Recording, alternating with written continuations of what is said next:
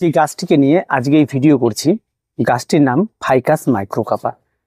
আমরা মূলত এই গাছটিকে চায়না বট নামে বেশ পরিচিতি লাভ করেছে।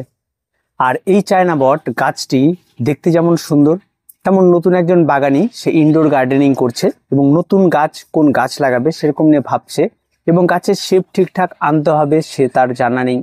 গাছটিকে কি পরিচর্যা করব, কি খাবার দেব সেটা তার জানা নেই। এরকম কোন একজন বাগানি যে সম্পূর্ণরূপে নতুন, কোনো কিছুই জানে না, তার জন্য আজকে সবচেয়ে বেস্ট প্ল্যান হচ্ছে চায়না বট।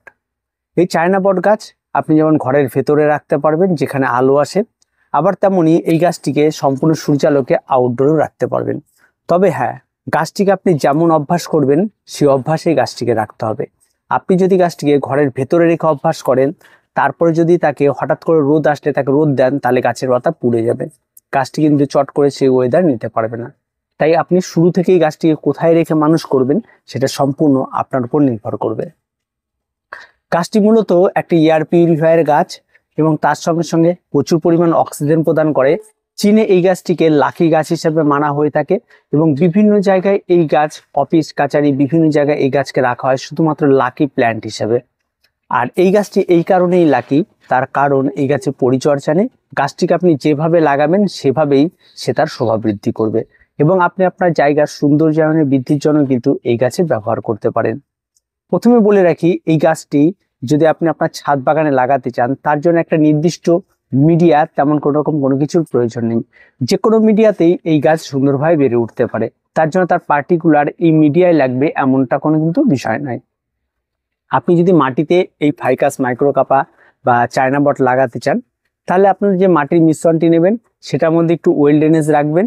তার জন্য আপনি 50% মাটি নেবেন, তার সঙ্গে আপনি 30% বালি নেবেন আর 20% আপনি কম্পোস্ট নেবেন। সেটা ভার্মি কম্পোস্ট হতে পারে, পুরনো গোবর সার হতে পারে বা পাতা পচা হতে পারে, সেটা হবে।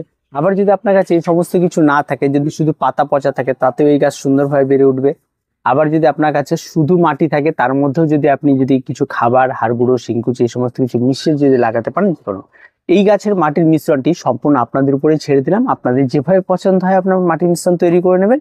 এই গাছে কোনো রকম কোনো সমস্যা তৈরি হবে না।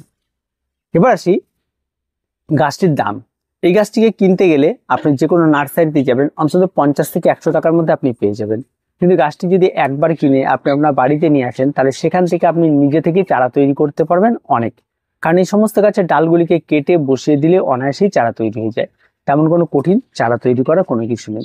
গাছের পরিচর্যা যদি আসি, আবারও বলছি, গাছের জল প্রয়োগের বিষয়ে রয়েছে। যদি আপনি বেশি পরিমাণে জল প্রয়োগ করেন তাহলে গাছের গোড়ায় জল জমে যাবে, এটা স্বাভাবিক। আবার যেহেতু বটের ভ্যারাইটি, জল জমলেই যে গাছে ক্ষতি হবে তেমনটা কিন্তু হয় না। কিন্তু অনেক টাইম ধরে কনস্ট্যান্ট যদি জল জমে যায় তাহলে কিন্তু সেক্ষেত্রে ক্ষতি হতে পারে। তাই গাছটিকে একটু আদর যত্ন করতে হবে, তেমনটা নাই, তবে তাকে সঠিক মিডিয়াটা দিতে হবে, তাহলেই হবে। অতিরিক্ত জল একেবারেই নয়, অল্প অল্প করে জল দেবেন, প্রতিদিন জল দেবেন, বেশ সুন্দর। 2 নম্বর যে বিষয়টি রয়েছে সেটা হচ্ছে গাছের খাবার। এই সমস্ত গাছগুলির খাবারটা বিষয়টা আপনার উপর নির্ভর করবে। আপনি যদি ভালো মতো খাবার দিতে পারেন, গাছের গ্রোথটা আরো ভালো হবে। আর যদি খাবার ঠিকঠাক না দেন, গাছের গ্রোথটা একটু কম হবে। তবে গাছের নিজে থেকেই সে গ্রোথ নিয়ে নেবে, কোনো রকম কোনো অসুবিধা নেই। আর নিয়মিত খাবার তেমন কোনো কিছু নেই, মাসে একবার একটা মিক্স খাবার দেবেন, যেমন হাড় গুঁড়ো, শিংকুচি, নিমখড় এই সমস্ত কিছু মিশিয়ে একটা মিক্স খাবার দিন, তাতেই গাছ সুন্দরভাবে বেড়ে উঠবে। আর তেমন কোনো কিছু, আর মাঝে মধ্যে একটু আপনাকে ছাঁটাই করতে হবে। যদি আপনি মনে করেন একটু আমি ছাঁটাই করবো, তাহলে গাছগুলির শেপগুলি ভালো হয়, নতুন নতুন ডাল বের হয়, নতুন পাতা বের হলে পাতাগুলি গ্লেজিটা একটু বেশি হয়। তাই কাটাই ছাঁটাই আপনি যত বেশি করবেন এই সমস্ত গাছগুলি গ্লেজি ব্যাপারটা তত বেশি আসবে। গাছের খাবার যত ভালো হবে, গাছের গ্লেজি ব্যাপারটা তত বেশি আসবে। এবার আসি গাছের শেপ। এই সমস্ত গাছগুলি কিন্তু বনসাইয়ের মতো অনেকটা দেখতে হয়। গাছগুলি খুব ছোট থাকতে এই ঝুল নামে, যেমন এই সমস্ত গাছগুলি দেখুন ঝুল নেমে এসছে, এই যে ঝুল, কত ঝুল। এই সমস্ত ঝুলগুলি কিন্তু অনায়াসেই এই সমস্ত গাছগুলিতে নেমে যায়। খুব সহজ পরিচর্যার।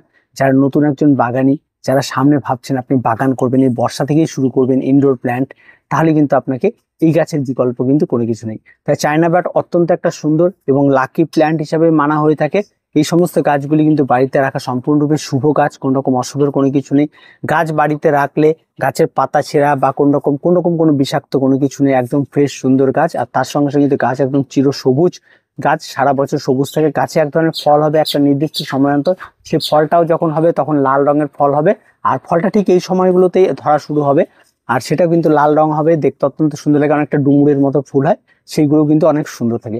তাই গাছকে প্রত্যেকে ট্রাই করতে পারেন, প্রত্যেকে যেভাবে বললাম আপনারা লাগাতে পারেন। টবের সাইজ আপনারা যে কোনো সাইজের টবেই লাগাতে পারেন, কোনো রকম কোনো অসুবিধা, আপনারা যেভাবে আপনি বনসাই টবে লাগাতে পারেন, আপনি ছোট টবে লাগাতে পারেন, বড় টবে আমরা এখানে ছোট টবে লাগানো রয়েছে, আবার কিছু গাছ বড় টবে লাগানো রয়েছে। যে কোনো টবে আপনি এটাকে অনায়াসেই করে নিতে পারবেন, যে কোনো মাটির মিডিয়াতেই করে নিতে পারবেন। তো যারা করতে চান তারা অনায়াসেই করতে পারেন চায়না বট। তো খুব সহজ পরিচর্যা, অনলাইন নিলে হয়তো একটু দাম বেশি পড়তে পারে, তার চেয়ে কিন্তু গাছ কিন্তু অ্যাভেলেবেল পেয়ে যাবেন।